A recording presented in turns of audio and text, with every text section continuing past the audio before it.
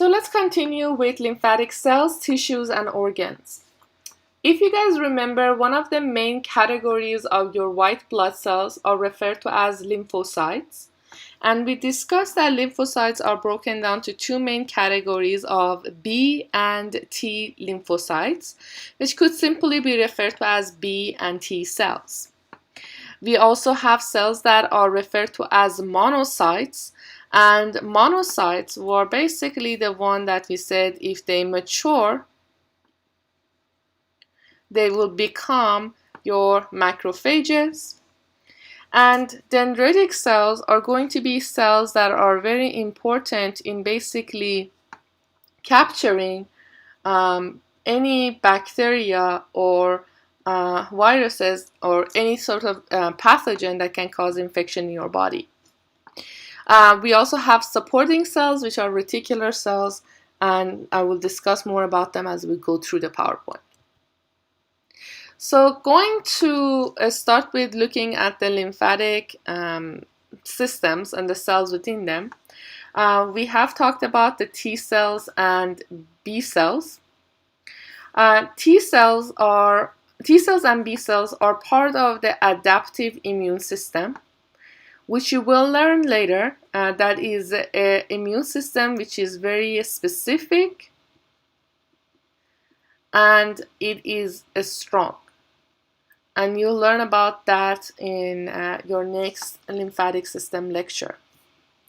So for the T cells to create this adaptive immunity, their job is to manage the immune response as part of it.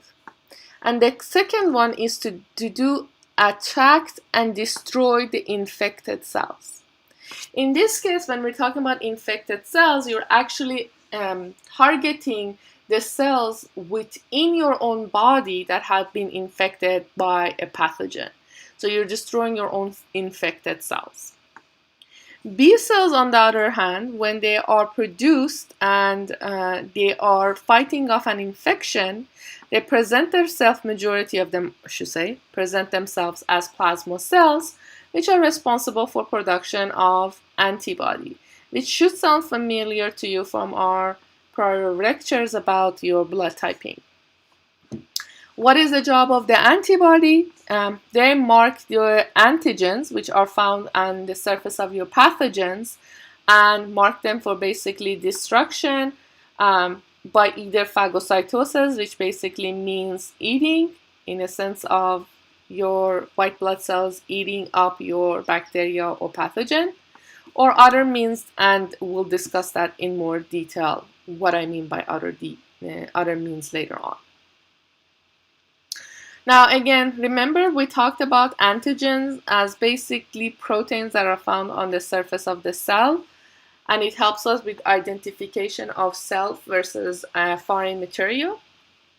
So do understand that these antigens, which we shorthand to capital A lowercase g, are found everywhere. They're found on the bacteria, toxins the bacteria releases, viruses that are viruses themselves carry these antigens, and then cancer cells also produce specific antigens.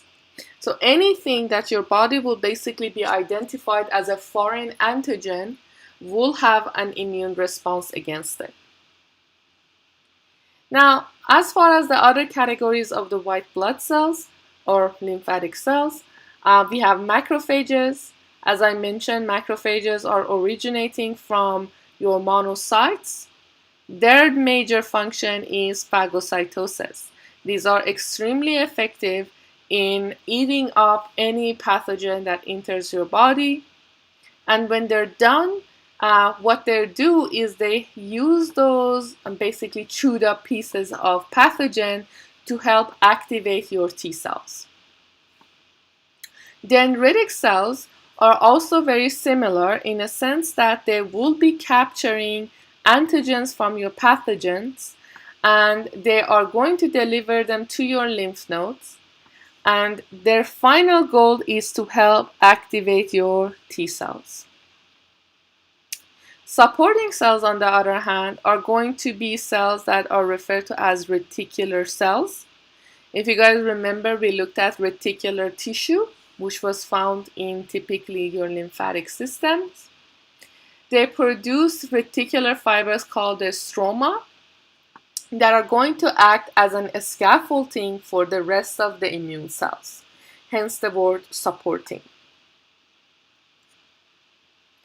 Now, before I go into discussing the lymphoid organs and primary versus secondary, I want to just clear a couple of points for you guys.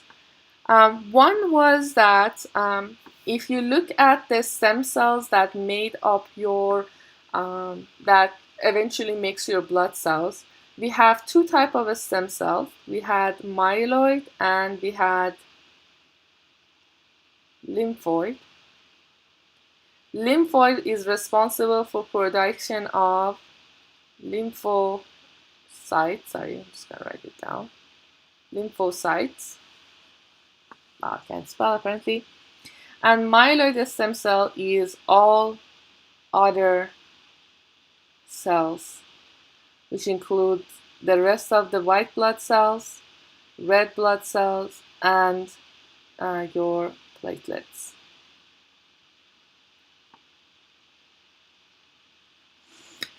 Now, when we're talking about your B cells and T cells, which is our goal, basically what we're talking about, there are multiple steps involved. You first produce these cells, then you mature the cells, you store them, and then wait for them to be activated. And when they're activated, their job is to create an immune response. So this is a very simple way of looking at the processes of the lymphatic organs and the cells involved in them. So since we're talking about the lymphocytes, the main two categories of the cells, we are going to break down the lymphatic organs to do two different categories based on which of these steps they complete. If they either produce or mature your white blood cell lymphocyte B or T cells, they're categorized as primary lymphoid organs. If their job is to store those cells and wait for them to be activated, they would be your secondary lymphoid organs. So, for the primary lymphoid organs, you have two options. Red bone marrow, which is where your lymphoid and myeloid are stored, and thymus, which is located right on top of your superior region of your heart, and we'll discuss them in more detail. But the way I want you guys to look at this is this. When we're talking about, let me go to the next slide. When we're talking about production, we have B and we have T, right? So if we're talking about production, both of them are going to be inside bone marrow. So they're both produced in bone marrow. But as far as maturation, which is when they gain the ability to identify an antigen, which is known also as immunocompetency. For B cells, they stay and mature inside the bone marrow. Okay? Hence the word B for bone marrow. T cells maturation process take place inside the thymus, which means that the letter T stands for thymus, where these cells are being matured. Production are both in bone marrow. Maturation is either bone marrow or thymus. So, cells are matured, cells are basically going to be stored because we don't use all of our immune cells at a given time. You have to have the proper antigen for them to activate them.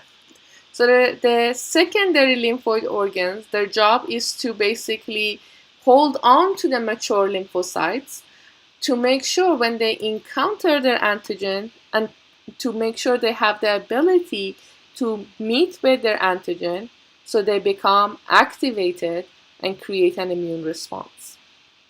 Now, what are the secondary lymphatic organs? There are your lymph nodes, your spleen, MALT, which stands for mucosa-associated lymphoid tissue, and other lymphatic tissues associated with your lymphoid organs. So here is basically a representation of some of the main lymphatic organs throughout the body. So we have the spleen, which is on the left side of the stomach or abdominal cavity. We have thymus that sits on top of the, not thymus, thymus is the primary. We have tonsils that are sitting around your pharynx or your throat. We have the Peyer's patches right here throughout the system. These are within the folds of the small intestine. Appendix that sits at the beginning of the large intestine. So this is the large intestine. So that's the beginning of the large intestine. And in this picture, you don't see the lymph nodes because there are about 500 of them. But I'll show you in this picture where you can basically highlighting, if you take a look at them, you have these tiny circular structures. And each of these will identify as lymph nodes. And there are about 500 of them spread throughout your body. So since we're talking about the lymph node, let's continue learning a little bit more detail about them. So we know that they are considered to be the secondary lymphoid organs.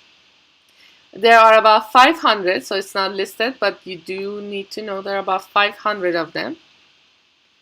And they actually located in different layers. So they could be more deep inside the body and associated with the lymphatic vessels. But they also have the ability to be more superficial, closer to the surface of the body. And you can find these in the inguinal region, basically closer to the groin, axillary, which is your armpit, cervical, which is your neck region of the body. So I describe it sometimes as when you go to the doctor and the doctor checks your neck region, one of the things that they're checking for is for any swollen lymph nodes within the region, which can be identified easily because of their fact that they are relatively superficial to the skin. Now, as far as the functions associated with the lymph node, we can break it down to two main functions. One of the functions is basically cleaning the lymph. So they're acting as filters. They're removing anything that is not supposed to be there and making sure that the fluid that is returning back to your cardiovascular system is clean and ready to be circulated. The second thing they do is that when they encounter a component or a pathogen or something that could possibly cause harm to us, they trigger an immune response by activating your lymphocytes and basically attacking the foreign material. Now again, as far as the steps involved in the attacking of the pathogen by identification of their antigens will be discussed in more detail in your next PowerPoint. But for now, just remember that immune system activation as well as cleaning of the lymph are the two main functions of the lymphatic organs. Lymph nodes. Now, one essential function, essential structural characteristics that the lymph node has is that the number of the vessels that come into the lymph node, number of the blood vessels that are coming into the lymph node versus the number of the vessels that are leaving your lymph node. So firstly, the name of the blood vessels that are entering your lymph node are referred to as afferent. You would hear this word again later on in urinary system. And the the lymphatic vessels that take the lymph away are referred to as efferents. So A and E, afferent, efferent, E for exit. That's how I tell my students to remember it. Now notice that you have quite a few more afferent vessels coming in versus efferent leaving, which means that as the fluid all comes in, you're basically creating a bottleneck for that fluid to go out, right? So that allows for the fluid to basically circulate within the lymph node, be cleaned, and if anything needs to be destroyed, you'll give it time for the lymphatic cells to be activated, and as a result destroy what is considered to be harmful to your body. So slowing down the fluid within the lymph nodes is a function of the afferent arteriole coming in at a larger number and afferent lymphatic vessel coming in larger number, and efferent lymphatic vessel going out in a smaller number. Lymph node, again, remember that they are spread throughout the body, and they're considered to be a very good or easy way for the body to for the cancer cells to spread and metastasize through the rest of the body. So a lot of times, again, as I mentioned earlier, these lymph nodes are removed because they don't want to cause additional damage by allowing the cancer to be spread using the lymphatic system. Do note that if the lymph node is infiltrated by cancers, they are usually swollen, but they're not painful, versus when they are just infected, they are swollen and they are painful. So I'm going to stop the lecture here. We'll continue with the rest of the PowerPoint in your next presentation.